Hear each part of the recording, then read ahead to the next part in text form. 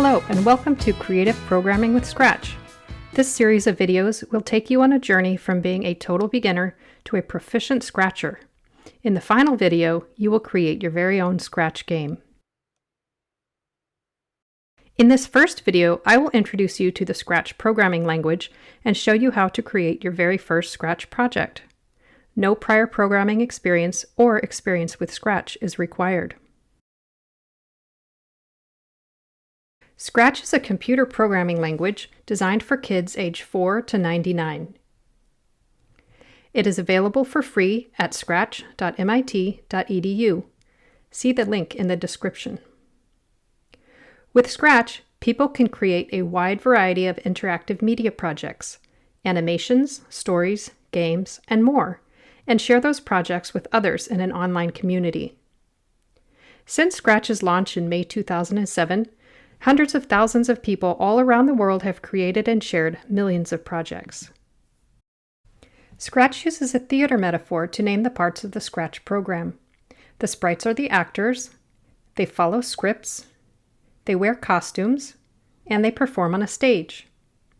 You can even add backdrops such as the theater backdrop pictured here. Now let's take a look at the Scratch user interface and explore the parts of the interface.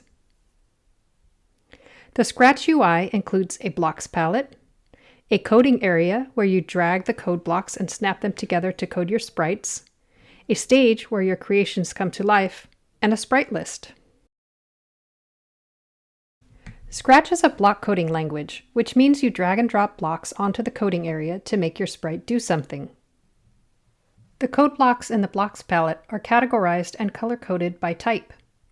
Blue is for motion, purple is for looks, magenta is for sound, yellow is for events, and orange is for control. Those are the categories you'll use the most.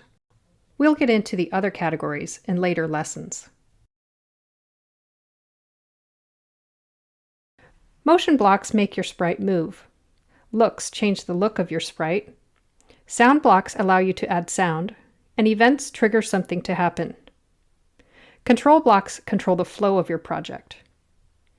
All projects begin with an event. Usually it's when green flag clicked. To add a code block to the coding area, you just drag it from the blocks palette onto the coding area. The block will affect whichever sprite you have selected in the sprites list. In this activity, you will create a new project with Scratch and explore different blocks to make the Scratch cat do something surprising. Go to the Scratch website at scratch.mit.edu. Sign into your account, or create one if you don't have one. This requires an email address, so you may have to ask your parents to help you. If you don't have an account, you can still create a project. You just won't be able to save it. Click on the Create tab located at the top left of the browser to start a new project. The default project starts with one sprite, the Scratch cat. Explore different code blocks. Drag and drop code blocks onto the coding area. Click on each block to see what it does. Try snapping blocks together.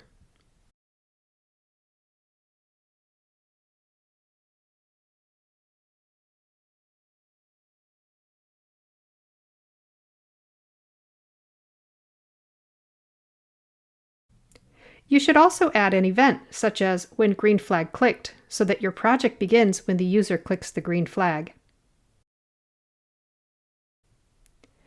Click Save Now when you are done. And remember to give your project a name.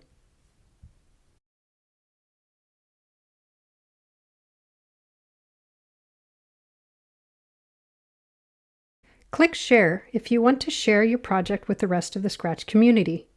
When you do, you'll see the project page. Always add instructions for the user, even if it's just press the green flag.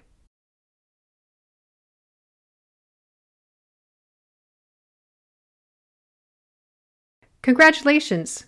You've just created your first Scratch project. That's really all there is to it. This lesson allowed you to explore the Scratch programming interface and be creative. Some of the lessons in this series are open-ended like this one, and others are more structured. In the next lesson, we will create a dancing cat in Scratch by following a step-by-step tutorial. Keep on scratching!